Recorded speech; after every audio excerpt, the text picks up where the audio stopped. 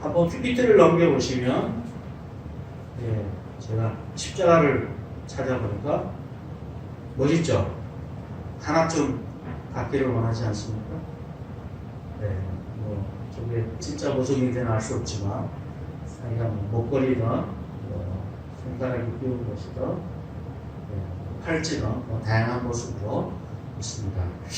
그런데 이런 십자가 이런 모습을 보면서 여러분 혹시 어떤 생각이 드세요? 아, 예쁘다, 갖고 싶다, 나도 이런 거 있으면 좋겠다, 이런 생각이 드시나요? 사실 이 십자가라는 것은 로마 시대에는 되게 이게 그 당시에 정치범을 죽이는 하나의 도구 형태였기 때문에 사실 그렇게 흥미로운 도구는 아닙니다. 그 당시 정서와 분위기는. 그러나 기독교가 십자가를 중심으로 신앙의 세계를 갖추다 보니까 점점 십자가는 화려해지기 시작했고, 로마 캐톨릭에서는 뭐 다이아몬드, 루비, 사피아만 붙여갖고 뭐 이런 식으로 이렇게 예쁘게 만들어서 이제 예배 드리기 위해서 사제가 들어올 때 보면 십자가를 들고 오는데 엄청 화려합니다. 화려함으로 막 치장이 되어 있죠. 요즘 우리가 교회에 가서 보면 십자가 아주 이쁘게 만들고 뒤에 조명까지 은근히 넣어서, 야, 십자가가 뭐 나를 따라오는 십자가지라 그러면 십자가 치지 뭐. 너무나 가볍게 또는 화려하게 느껴지는 것이 십자가라는 이미지로 있는 것 같아요. 제가 목사학교 다닐 때 제가 춘천의 선미령 교회에서 십자가에게 배지를 줬습니다. 금으로 만든 거였습니다. 제가 좋아했을까요? 싫어했을까요? 싫어했을 것 같죠, 그죠? 십자가 배지 제가 한 번도 잡은 적은 없는데 금으로 만든 십자가, 너무 좋죠, 뭐. 두껍고 화려할수록 돈이 훨씬 더 되는 거 아니겠어요? 자랑스러운. 마치 국회의원들이 배지를 만들어서 이렇게 붙이고 다니면서 나 국회의원이 이렇게 보여주는 것처럼 배지를 십자가로 만들어서 내가 꽤 괜찮은 신앙이 있냐 이렇게 보여주는 표징으로 사용하도록 주신 것 같아요. 저는 받을 때 썩 기분이 좋지는 않았습니다. 왜냐하면 십자가가 갖고 있는 이 상징, 모습은 그럴듯할지 모르지만 화려하게 무장이 되어 있지만 실제로 성경이 말하는 십자가는 전혀 그런 의미가 아니기 때문에 그래요.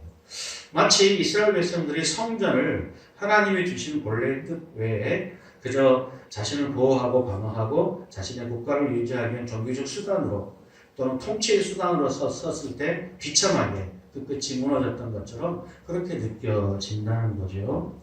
그래서 어떤 사람들은 특히 뭐 하나님의 교회 같은 이런 이단들은 이렇게 얘기합니다. 십자가를 숭배하는 거 아니냐? 십자가를. 우리가 예수님의 십자가를 얘기할 때 마치 십자가 자체를 붙들고 믿는 거 아니냐? 그래서 방대상이나 교회 전체가 십자가를 뭐 사방에 문양을 만들어 놓고 그 앞에서 기도하고 그랬을 때 거기서 오는 마치 하나님과 소통하는 느낌을 갖고 한다면 우리가 하나님을 믿는 것이 아니라 그 십자가 자체를 믿는 게 아니냐라고 비난을 하기도 합니다. 하나님의 교회는 이단이긴 하지만 뭐 틀린 얘기는 아닌 것 같아요. 그래서 우리 한국교회 전통적인 오래된 교회, 우리가 합동측이라고 그러는데 거기서 이제 파생된 여러 교회들은 저희 교회 보면 강대상에 십자가 없는 것을 이상하게 여기시는 분들이 종종 있습니다. 이런 교회가 보통 그래요. 그래서 교회에 십자가를 거의 만들지 않습니다. 그러면 이거는 옛날의 얘기고 요즘은 그렇지는 않아요. 뭐 교단에 상관없이 사람들에게 신앙에 도움이 될 수 있다면 뭐 사방에다 십자가 만들고 예수님 얼굴을 그 서양인들 있죠? 막 금발색 아주 멋진 미남 배우들을 모티브로 해서 그림을 그려서 예수님의 얼굴을 그려갖고 교회나 사방에다 그려놓고 사람들한테 신앙의 모습을 이렇게 표현해주는 장식으로 사용하고 있죠. 사실 이런 것들은 성경에서 말하는 십자가의 이미지를 또는 예수님의 이미지를 전달할 때 좋은 방식은 아닙니다.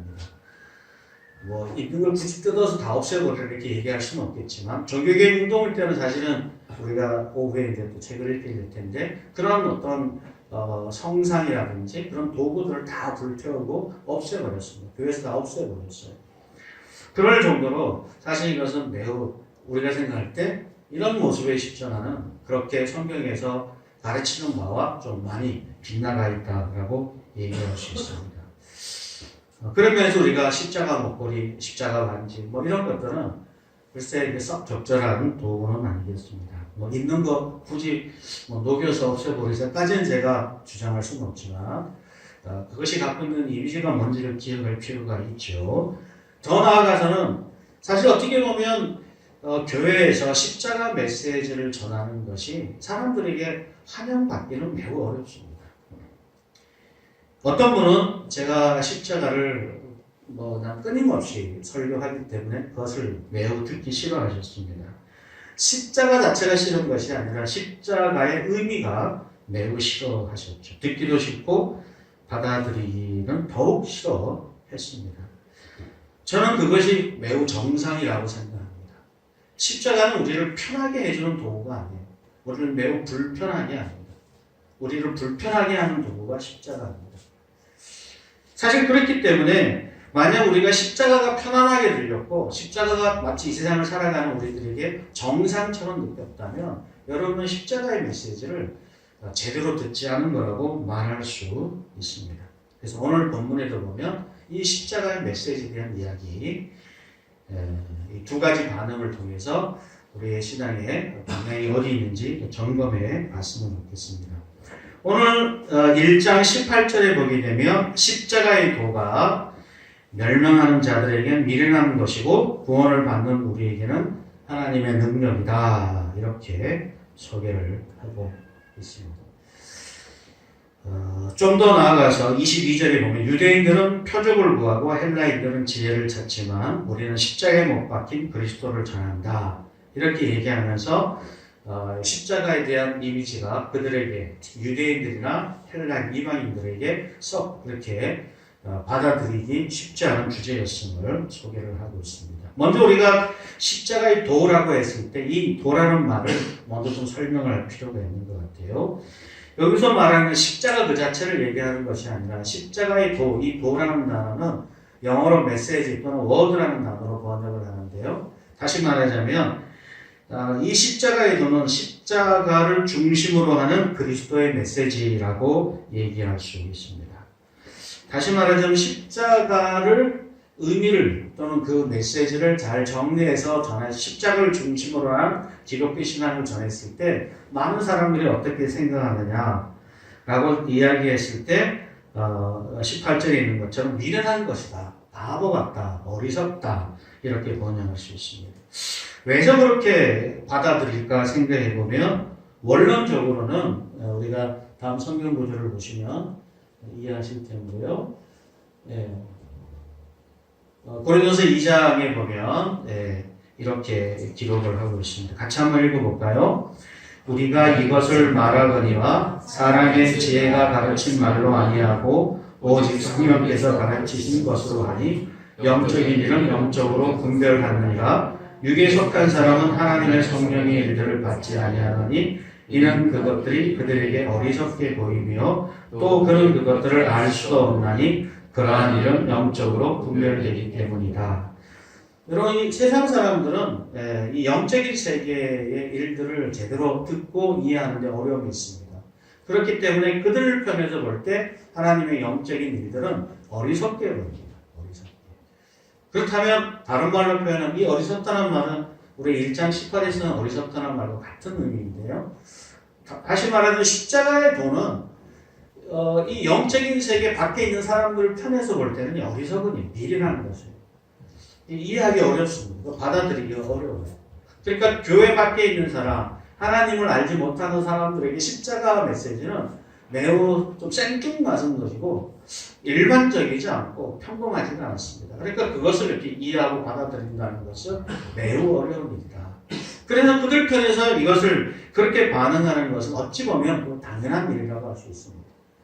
그래서 우리가 교회 밖의 사람들에게 십자가의 메시지를 전했을 때 그들이 그것을 잘 이해하고 듣고 그래서 받아들여서 믿는다는 것은 거의 기적과 같은 일입니다. 우리가 잘 전하고 잘 표현하고 논리적으로 설명하기 때문에 설득될 수 있는 일이 아니라는 거죠. 왜냐하면 영적인 세계, 성령이 우리 안에 있지 않으면 하나님 성령이 우리 속에 역사하지 않으면 기독교의 십자가를 이해하고 그 의미를 받아들이고 믿음의 세계로 들어오는 것은 불가능하다 이렇게 말할 수 있습니다. 그러나 이렇게만 설명하면 그럼 우리가 설명할 게 별로 없잖아요. 그죠? 그럼 이 세상 사람들은 어떤 걸 기준으로 어떤 걸 하나님과 관련된 일을 평가할 때 어떤 것을 기준으로 받아들이기 때문에 이것을 받아들이기 어려운지를 오늘 본문에서 좀 더 구체적으로 설명을 하죠. 첫 번째 하나는 뭐냐면 바로 유대인들 입장에서 볼 때 그들은 하나님과 관련된 일을 신적 관계, 초월적인 존재를 이해할 때 어떤 방식으로 이해하느냐를 보게 되면 바로 표적을 찾습니다. 표적. 그것이 22절에 나와 있죠. 유대인들은 표적을 구하고 헬라인들은 지혜를 찾는다. 이렇게 얘기했습니다. 이 표적이라는 말은 영어로 보면 sign인데요. 다시 말하자면 하나님이 어떤 분인지 또 그분이 나와 무슨 관계가 있는지를 보여주는 어떤 증거들입니다. 보통 이런 증거들은 심적인 증표로 사용이 되는데요. 뭐 기적, 어떤 특별한 역사, 아니면 개인적인 체험, 뭐 이런 것들이 주류를 이루게 됩니다. 그래서 이런 표적들을 찾는데 십자가는 이런 표적과 좀 차이가 있다는 거예요.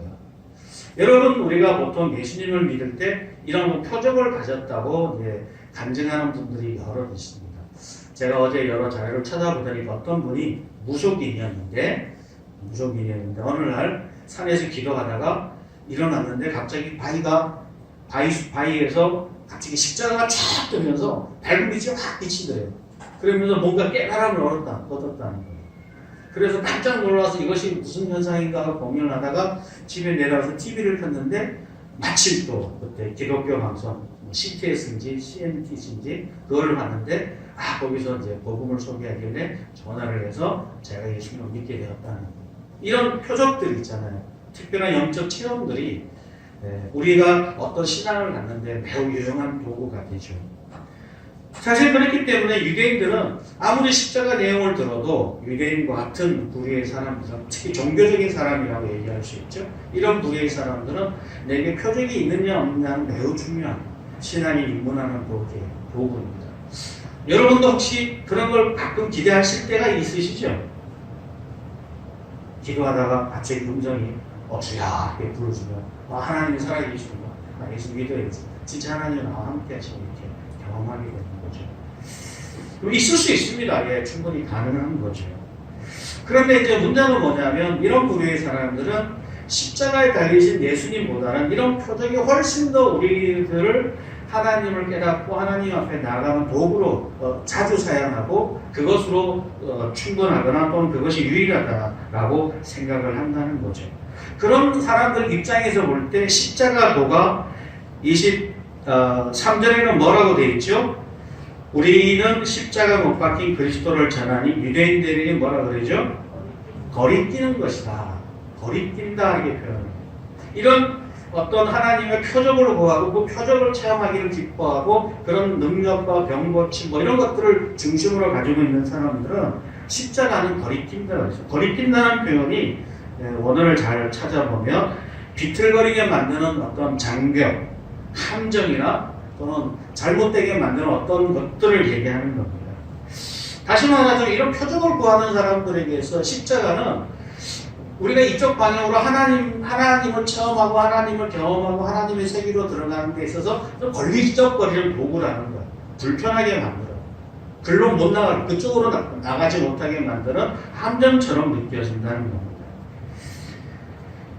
그렇기 때문에 십자가의 메시지는 우리가 기대하는 증거로서의 표적과는 차이가 있다는 겁니다. 왜 그런지는 우리가 좀 뒤에 좀 더 살펴보도록 하고요. 그래서 유대인들에게 있어서는 이런 십자가의 도는 불편한 도구예요. 별로 이렇게 앞세우고 싶지 않은 그런 내용들입니다. 실제로 우리가 은사주의적 사용하는 사람들에게 있어서 십자가는 생각보다 강조를 많이 하지 않습니다. 왜냐하면 그런 체험들, 그런 기적들, 능력들을 제일 앞장 세우기 때문에 십자가는 여기서 우리가 말하는 이 설교의 큰 주제처럼 우리의 자랑 십자가 이렇게 얘기하지 않습니다. 십자가는 뒤에 그냥 가볍게 하나의 통로와 방식으로만 소개를 하게 되는 거죠. 두 번째로 보게 되면 헬라인들이 있습니다. 이 사람들은 좀 이방인들이라고 볼 수도 있고 헬라인들. 이 헬라 사람들은 매우 이성적인 사람입니다. 그래서 이 사람들은 지혜를 찾는 사람입니다. 지혜. 그래서 22절에 보면 이 사람들은 지혜를 찾는데 23절에 보면 이 이방인들 헬라인 사람들한테는 이 그리스도는 미련한 것이다 이렇게 소개를 합니다. 지혜라는 것은 우리 편에서 뭔가를 이해하고 납득할 수 있는 주체가 우리 자신이 되는 거죠. 그래서 여기서 가장 중요한 도구는 이성입니다. 이성. 그래서 논리적인 표현 또는 확증된 구절, 증거들, 자료들 이런 것들을 가지고 이제 하는 거죠. 물론 직관적인 도구도 많이 씁니다만 그런 걸 통해서 이렇게 설명을 하는 거예요. 그러면 우리가 이성적으로 납득되고 이해하는 방식이죠. 이게 매우 서구적입니다. 아까 전에 유대인들은 매우 동양적이라고 한다면 헬라인들은 매우 서구적이죠. 그래서 서구적인 자료들을 서양에서 나오는 우리 유럽이나 미국에서 나온 기독교 변증에 대한 책들은 대부분 이런 설득조가 많이 있죠. 그런데 이런 사람들에게 있어서 십자가는 좀 이해하기 어려워. 설명이 충분히 안 돼요.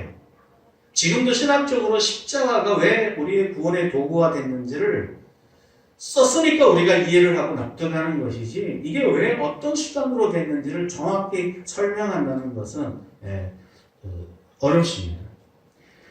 왜냐하면 십자가는 일종의 신비의 여정이에요. 하나님의 비밀을, 하나님의 경륜을 다 담아서 표현했기 때문에 우리가 이 십자가도를 충분히 이해해서 이성적으로 이해될 수 있도록 설득하고 납득시킨다는 게 어려워요.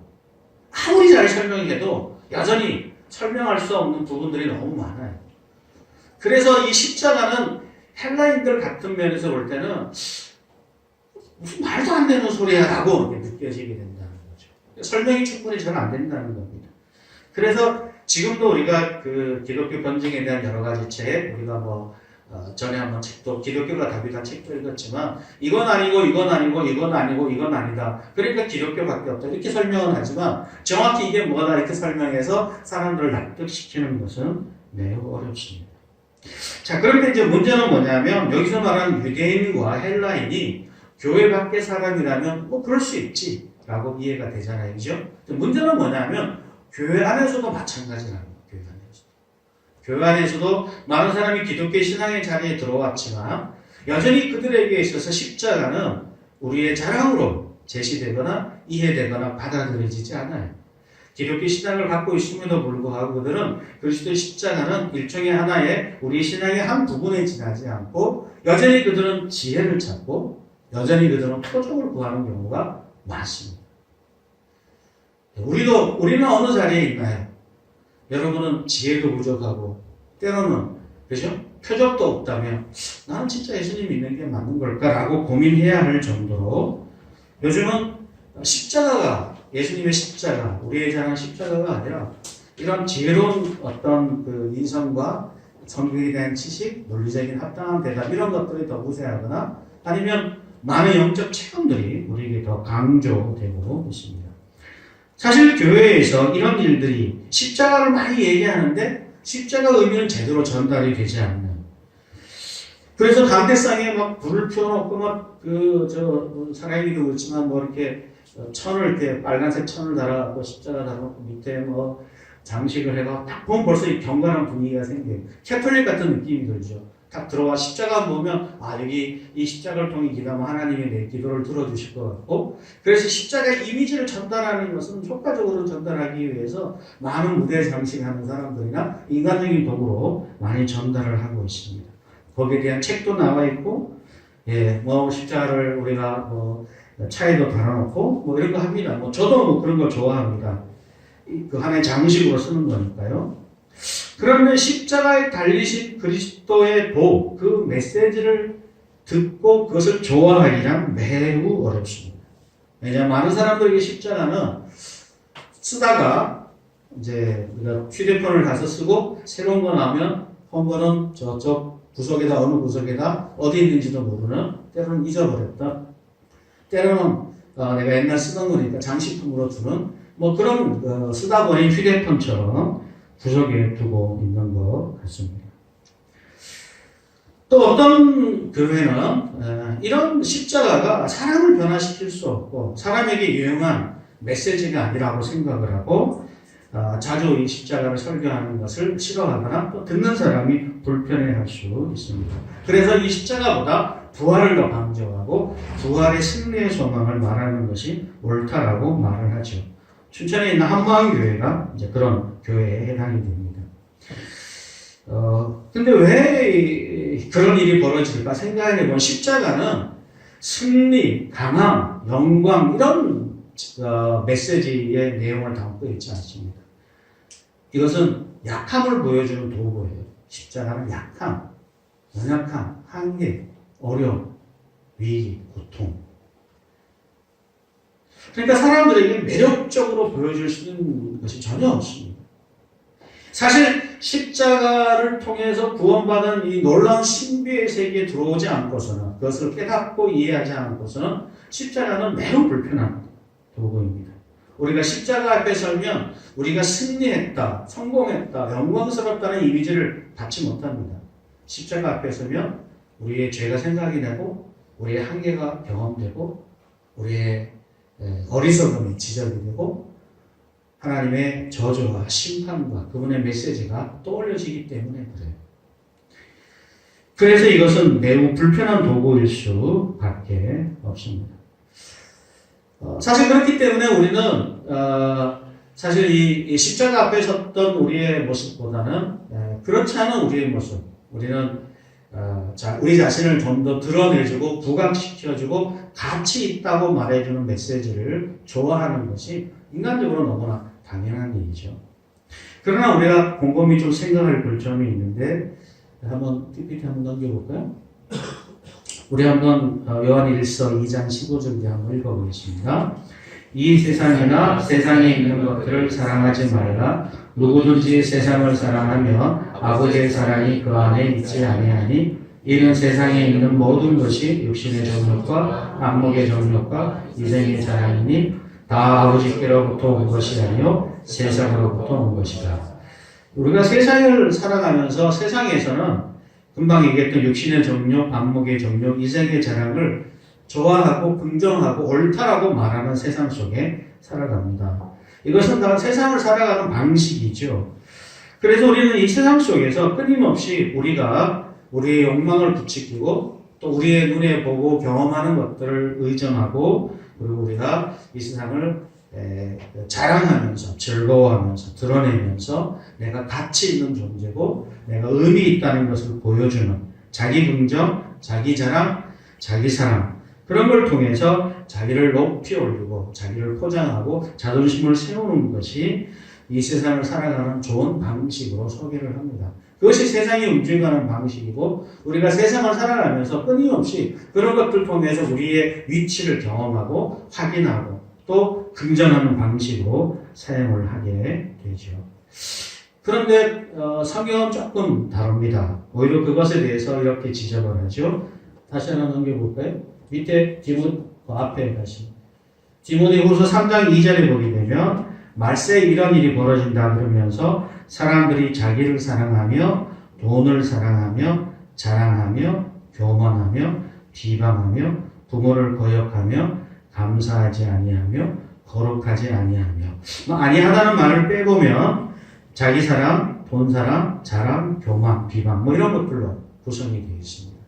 이게 이 말세에 벌어지는 삶의 모습이고 이게 말세뿐 아니라 이 세상을 살아가는 사람들의 일반적인 모습입니다. 여러분 이 자랑이라는 것에 대해서 우리가 곰곰이 생각해 볼 필요가 있는데요. 이 자랑한다는 것은 끊임없는 자기를 긍정하기 위한 수단입니다. 내가 가치가 있고 의미가 있고 제대로 살아가고 있다는 자기 존재감을 확인하는 수단이 자랑하는 것입니다. 그래서 젊은 사람들은 좀 덜한데 나이가 들수록 자기 자랑을 많이 하게 되죠. 그죠? 나이가 들수록. 왜냐하면 아무도 인정을 안 해주니까 긍정해주지 않으니까 존경하지 않으니까 스스로 자기 자신의 자기 입을 통해서 내가 괜찮은 사람이라고 나는 열심히 살고 있다고 나는 훌륭한 사람이라고 스스로 자기 스스로를 긍정하려고 애를 쓰고 표현하는 거죠. 사실 우리가 그런 마음을 다 갖고 있죠. 우리가 살았던 인생의 이 많은 흔적들 속에서 내가 가치 없고 의미 없고 쓸데없다 이런 것들을 우리가 우리 입으로 표현하는 것은 매우 우리를 비참하게 만들잖아요. 그러니까 우리는 끊임없이 내가 괜찮은 사람이라고 자기 스스로를 긍정하는 사람들을 좋아하고 또 그렇게 자기 자신을 포장하려고 합니다. 우리가 뭐 좋은 대학에 간다든지 또는 세상에서 업적을 가졌다든지 또는 뭐 사역에서 좋은 열매가 있을 때 자기 자랑을 통해서 자기의 위치를 점검하는 것이 보통 세상의 방식이에요. 그래서 뭐 제가 그러거나 여러분이 그럴 때 이상하게 생각할 필요가 없어요. 그게 우리의 본래의 모습이고 그게 우리의 욕망의 한 부분이기 때문에 그렇습니다. 이것은 우리가 세상에 속해 있다는, 세상과 더불어 살아가고 있다는 우리의 정체성을 보여주는 도구라는 것이죠. 그런 면에서 이것과 반대되는 것이 십자가입니다. 십자가. 그래서 불편한 거예요. 십자가 앞에 서면 나를 긍정해 주는 것이 아니라 나를 부정하거든요. 우리가 가치 없다. 우리는 한계가 있다. 뭐를 해도 안 된다. 우리의 수고는 불가능하다. 우리는 전적인 하나님의 은혜와 긍휼이 필요하다. 나의 노력과 수고가 쓸데없다. 그런 십자가 앞에서 우리가 불편하지 않고 또는 우리가 우리의 욕망과 부딪히지 않으면 그건 비정상이라고 할 수 있어요. 십자가를 모르는 사람들은 그렇게 해요. 십자가를 모르는 사람들은 십자가가 나를 긍정해주는 도구로만 사용하게 되는 거죠. 십자가는 약함의 상징입니다. 우리의 생존은 물론이고 미래에 대해서 불안감으로 사는 우리들을 위협합니다. 그래서 자랑의 반대편은 염려와 두려움인데 십자가 앞에 서서 우리가 세상의 염려와 두려움을 갖고 살아가는 것은 매우 힘든 일이죠. 그래서 십자가를 통해서 어쩌면 우리는 더 불편한 우리의 속 심정과 상황들을 솔직하게 볼 수 있어요. 제가 어저께 퀴즈를 하면서 우리 페이스북에 글을 올렸는데요. 사실 우리는 어떻게 보면 그런 우리의 약함의 우리의 실제 모습을 너무나 잘 알기 때문에 우리가 괜찮은 사람인 것처럼 나는 꽤 능력 있는 사람인 것처럼 포장하려고 합니다. 그리고 나이가 들수록 세상의 경험이 많을수록 내가 지금까지 살아왔던 인생이 얼마나 한계가 있었고 쓸모가 없고 가치가 하나님 앞에 가져가봤자 쓸모가 없고 의미가 없는 점 너무나 잘 알기 때문에 그런 나의 실제적인 속 모습과 내용들을 정직하게 보고 인정하는 것은 죽어도 싫을 수 있어요. 마치 전두환이 그렇게 수많은 악을 저지르고 나서도 여전히 광주 법원에 가기 싫어하고 불편해하고 그러면서 자기 인생에 대해서 이순자 씨가 별 이상한 얘기 하잖아요. 좀 말도 안 되는 민주화에 어쩌고 초석을 세워서 그렇게 자기 자신을 자꾸 이렇게 치장하는 거죠. 자랑을 하고 내 괜찮은 사람이랑 같이 있었다. 나이가 들어갈수록 경험이 많을수록 삶이 있을수록 내 인생은 별거 아니야. 나는 부족해. 나는 한계가 있지. 그래, 나는 하나님의 은혜가 필요해. 이렇게 솔직하게 인정하고 고백하고 하는 것은 진짜 어려운 거예요.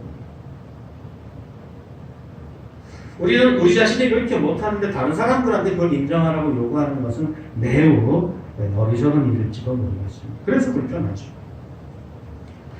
그럼 어떻게 되어야 되느냐?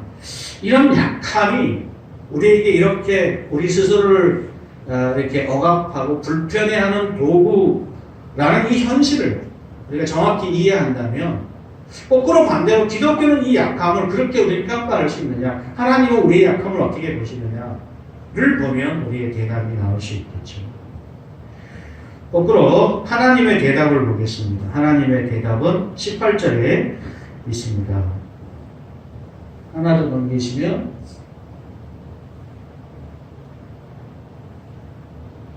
하나 더 넘겨주세요. 18절에 보면 십자가의 도는 구원을 받는 우리에게는 하나님의 능력이다. 이렇게 얘기하고 있습니다. 24절에도 오직 부르심을 받은 자들에게는 유대인이나 헬라인이나 그리스도는 하나님의 능력이요 하나님의 지혜다. 이렇게 소개를 하고 있습니다. 여기서 우리는 좀 주의 있게 알 수 있게 되는 것은 뭐냐면 하나님은 십자가를 통해서 하나님의 능력이 어떠한지 하나님의 지혜가 무엇인지를 보여주는 가장 대표적인 수단으로 십자가의 도를 사용하고 있다는 겁니다. 그러니까 우리가 받아들이는 수단과 하나님의 쓰시는 수단에 같은 수단인데 불구하고 평가하는 방식이 차이가 있다는 거죠.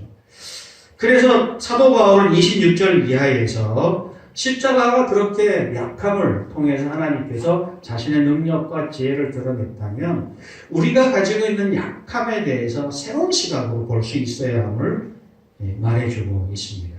26절에 보면 형제들아 너희를 부르심을 보라 육체를 따라 지혜로운 자가 많지 아니하며 능한 자가 많지 아니하며 문벌 좋은 자가 많지 않도다. 전혀 없다는 건 아니에요. 있긴 있지만 많지가 않아요. 원래 기독교 공동체는 그렇게 구성이 됐죠. 우리 한국에 들어와서도 그렇고 27절에 보면 하나님께서 세상에 미련한 것들을 택하셨고 약한 것들 택하셨고 28절에는 세상에 천한 것들과 멸시받는 것들과 없는 것들을 택하셨다. 하나님은 약한 자를 좋아한다는 거예요. 약한 자를 사용하셔요. 약한 자를 택하여 사용하시죠.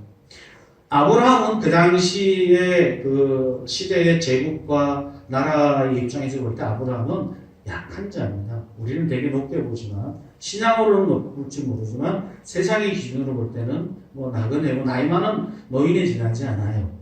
아브라함도 약했죠. 이스라엘도 그 당시에 제국의 강대한 국가들에 비하면 진짜 보잘것없는 나라입니다. 그래서 끊임없이 침범을 당하고 침략을 당하고 종살이를 했죠. 사사리에 등장하는 사사들은 당시 사회의 약자거나 비주류입니다. 산적 두목도, 왼손잡이, 뭐 어떤 여자들, 그러니까 그 당시에 보면 주류의 사람들은 분명히 아니었습니다. 우리가 좋아하는 요셉은 노예였고 다니엘은 어마어마한 큰 제국에서 포로로 잡혀온 똑똑한 젊은 청년에 지나지 않았습니다. 성경에 등장하는 많은 인물들은 끊임없이 다 약자들이었어요. 약한 사람. 다윗도 다윗의 그 12형제 중에서 제일 밑에서 두 번째 얻긴 했지만 배다른 형제 있을 가능성이 없고 나이가 제일 어리고 뭐 형들은 그 사무엘이 이제 그 안수를 주러 이제 기름을 부으러 갔을 때 그 자기의 사실 뛰지도 못하고 그럴 만큼 사람은 아니었어요. 물론 바울은 그 당시 주류였죠. 그러나 바울은 자기의 강함을 자랑하지 않고 오히려 약함을 자랑합니다. 강함의 모든 조건을 배설물로 여겼다고 그렇게 얘기합니다. 그가 강함의 모든 조건들을 다 버렸을 때 그는 가장 강한 사람이 될 수 있었죠. 우리 하나 성경 구절을 볼까요? 우리 같이 한번 읽어보겠습니다. 나에게 이르시기를 내 은혜가 내게 족하도다. 이는 내 능력이 약한 데서 온전하여 지니라 하신지라. 그러므로 도리어 크게 기뻐하므로 나의 여러 약한 것들에 대하여 자랑하리니 이는 그리스도의 능력이 내게 머물게 하려 함이라.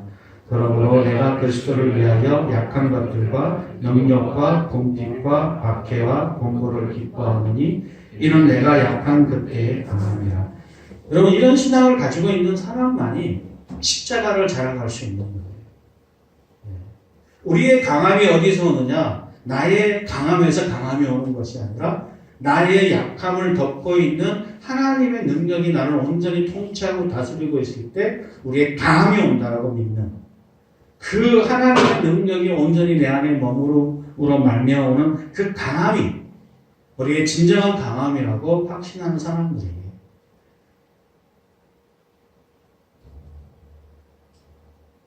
하나님께서 이 세상을 도전하고 변화시키는 도구로 사용하게 되는 겁니다. 하나님께서 하나님의 능력이 머물고 하나님의 지혜가 나타나고 하나님이 함께 하시려면 인간 편에서 볼 때는 약한 자가 가장 좋습니다. 저희가 뭐 운동을 가르치거나 성경을 가르칠 때 제일 좋은 사람은 뭐냐면 겸손한 사람이에요. 배우겠다는 여기가 있고 또 가르치는 대로 그것을 받고 질문이 있으면 질문하고 뭐 다른 의견이 있어도 괜찮아요. 질문을 해서 배우고자 하는 사람들이 가장 좋습니다. 배우고자 하기를 원하지 않는 사람 또는 그것에 반발하는 사람들에게 가르친다는 거의 불가능하죠. 그죠? 그래서 우리가 보통 뭐 음악이든 예능이든 체육이든 다 어릴 때 가르치라는 거예요.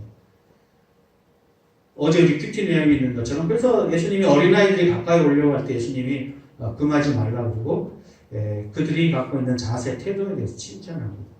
그 이후에는 부자 간원에 대해서 안타깝게도 그는 하나님 나라에 가까이 갈 수 없다고 합니다. 왜냐하면 이미 자기 세계에 가득 차 있고 자기 영역이 있고 자기가 이미 자기 욕망과 자기 세계로 자기 가르침이 충분한 사람들이 예수 그리스도의 가르침은 귀에 들리지 않아요. 율법을 이미 내가 다 지켰고 난 충분하다 라고 믿는 사람들에게 예수님의 가르침은 그냥 뒷등으로 지나가는 쓸모없는 메시지에 지나지 않습니다. 여러분 그래서 우리는 하나님을 자랑하고 또 하나님을 높이고자 하는 사람들에게 그가 세상에서 가장 약한 사람 일처럼 보이지만 그러나 하나님의 능력이 함께하고 하나님의 지혜가 함께함으로 말미암아 하나님과 더불어 가장 강한 자가 될 수 있음을 소개를 합니다. 사실 돌이켜 생각해보면 우리 한국의 기독교가 들어와서 정착하는데 우리 많은 여성분들의 신앙의 힘이 엄청나게 컸죠. 사실 그 당시 한국 사회에서 여성의 힘은 매우 약한 자들이었습니다. 그렇죠? 강하지 않았어요. 실질적인 권한은 남자들이 갖고 있고 가부장적인 사회 또는 사회 구조 속에서 여성은 매우 약한 자들이었습니다. 그러나 놀랍게도 그 속에서 신앙의 꽃이 피어졌고 신앙의 열매가 세워졌고 교회가 성장했고 하나님의 이름이 영광을 받을 수 있었어요. 그 연약한 여자들의 믿음, 불신자 가정에 가기도 하고 팔려가기도 하고 어려움 속에 있었는데 오히려 그들의 믿음과 신앙이 그의 가족을 변화시키고 세상을 변화시키는 게 사용됐습니다. 로마 교회가 공인받는데도 그러했고 어쩌면 그 시대와 또는 그 공동체에서 가장 약하다고 하는 사람들 속에 갖고 있는 그들의 믿음이 오히려 그들을 변화시키는, 그들의 속한 공동체를 변화시키는 놀라운 힘을 발휘했죠. 저는 그것을 이렇게 설명할 수 있을 것 같아요. 그들은 세상의 소금이었고 그들은 세상의 빛이었다. 이렇게 말할 수 있습니다. 우리는 생각할 때 소금, 빛, 이것은 우리가 생각하는 세상에서 강한 자가 되어서 강력한 힘을 가지고 세상을 좌우로 오를 수 있는 강력한 힘을 가지고 있어야 세상을 변화시킬 수 있다고 확신하는 경우가 많습니다.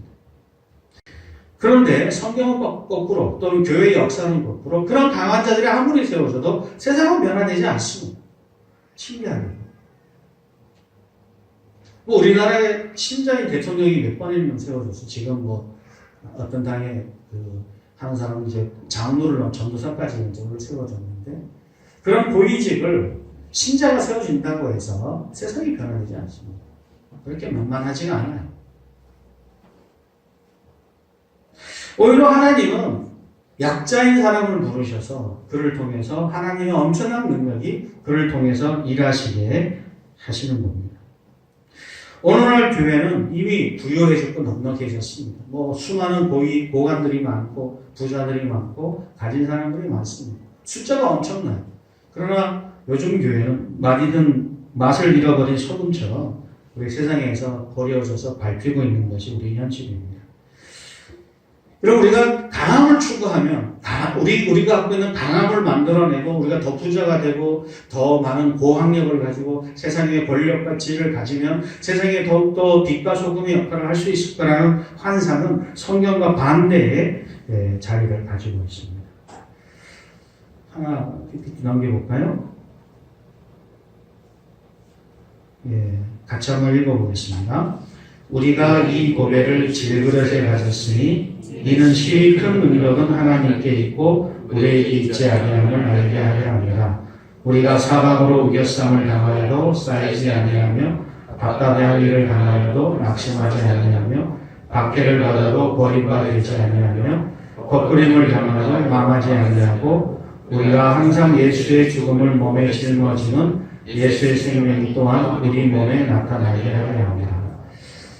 여러분 우리는 질그릇이고 예수님은 보배입니다. 그러니까 우리가 얼마나 잘 나타나느냐가 이 세상을 얼마나 영향이 있는 삶을 살아내느냐를 결정하지 않습니다. 우리가 더 똑똑해지고 더 능력이 많아지고 더 세져야 되는 것이 아니라 우리 속에 있는 예수님의 생명이 우리를 통해서 나타나고 그분의 일하시도록 내어드리는 것. 이걸 다른 말로 하면 성령 충만해지는 것. 다른 말로 하면 하나님이 우리를 온전히 다스리고 통치하시는 것, 그런 것들이 넉넉히 드러났을 때 오히려 하나님의 강함이, 하나님의 역사가 나타나게 됩니다. 우리가 마지막으로 한 성경 구절을 보려고 지난번에 봤던 건데요. 같이 한번 읽어봅니다. 그리스도께서 약하심으로 십자가에 못 박히셨으나 하나님의 능력으로 살아계시니 우리도 그 안에서 약하나 너희에 대하여 하나님의 능력으로 그 안에 살리라. 여러분, 우리가 지금 우리 신앙의 여정을 살아가면서 가장 어려운 문제는 뭐냐? 이 약함을 비난하는 겁니다. 약함을 부끄러워하는 것입니다.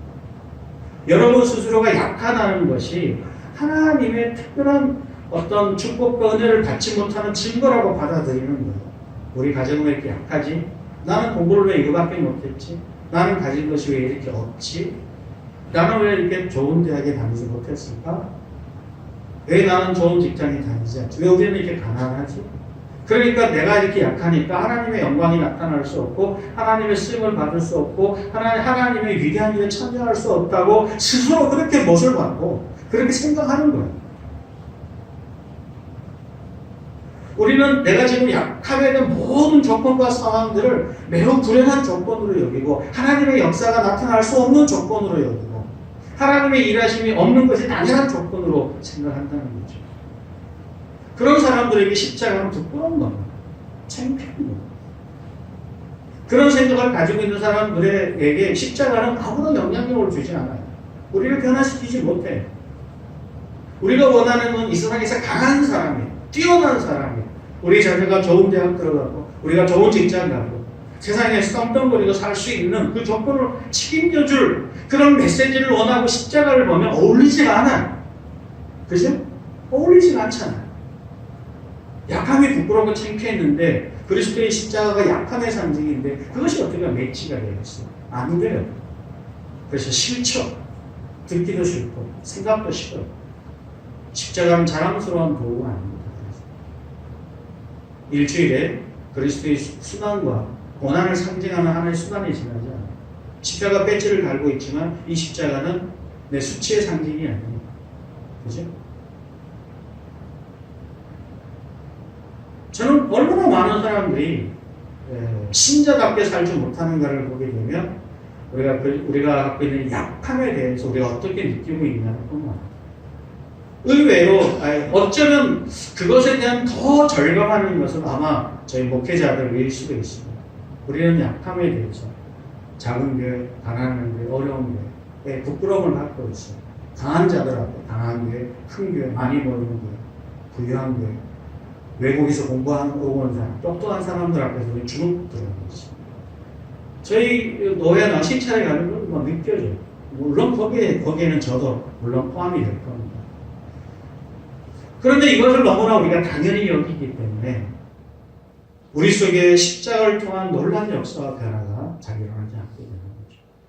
그러나 우리의 이 약함이 오히려 하나님의 강함과 능력을 사용하는 도구로 알고 그리스도가 십자가를 지셨기 때문에 온 인류가 구원을 얻고 부활을 통해서 하나님이 그의 본래의 위치로 그의 영광으로 올려 세웠던 것처럼 우리가 약함으로 십자가에 동참을 하며 하나님 우리를 영광스럽게 해주시고 우리를 가치 있는 자로 세워주시고 우리를 하나님 앞에서 넉넉한 자로 세워주신다는 확신과 소망을 가지고 있다면 우리의 약함은 더 이상 부끄러운 도구가 아닙니다. 우리가 약하기 때문에 택함을 받았어요. 우리가 택함을 받았음에도 불구하고 약한 것이 아니라 우리가 약하기 때문에 연약하기 때문에 부족하기 때문에 어리석기 때문에 우리 십자가 앞에 설 수 있었습니다. 여러분이 만약 좋은 대학 나왔고 세상에서 먹고 살만 했으면 이 교회 자리에 있겠어요? 있을까요? 여러분의 재산이 한 100억 좀 있다면 교회 나와서 이렇게 찌질하게 살아가시겠어요? 네? 여러분이 서울대 나오고 뭐 하버드대 나왔으면 교회 잘 다니고 있었을까요? 세상에서 떵떵거리고 사는데 강자가 되었다면 쉽지 않겠죠. 어렵겠죠. 십자가를 자랑하기는 쉽지 않아요. 우리 약자이기 때문에 그리고 우리를 통해서 일하신 하나님의 역사가 있기 때문에 이 자리에 서 있습니다. 예수 그리스도 안에서 가지는 이 놀라운 소망이 어쩌면 우리에게 우리는 질그릇 같지만 우리에게 보배로 역사하시는 예수 그리스도의 생명이 우리를 통해서 드러나게 될 겁니다.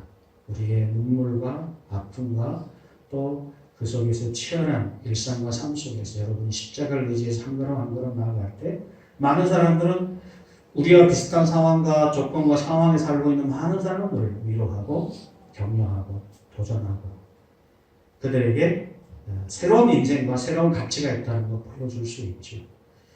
이것이 우리가 한국 교회가 또는 교회 초대 교회가 또는 이 시대의 많은 교회들 속에서 지금도 십자가를 전하는 복음이 살아남고 있고 영향력을 미치고 있고 놀라운 기적을 행하는 이유 중에 하나입니다.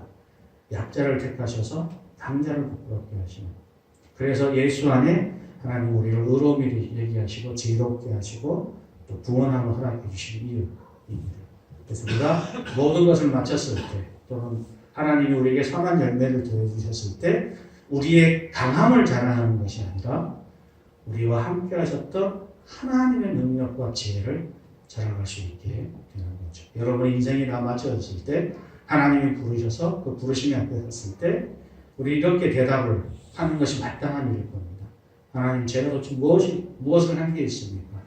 저와 함께 하신 하나님을 찬양합니다. 하나님을 높여드립니다. 그분이 다 하셨습니다. 그분이 승리하셨고 역사해 주셔서 제 인생을 책임져 주셨습니다. 라고 고백할 수밖에 없을 것입니다.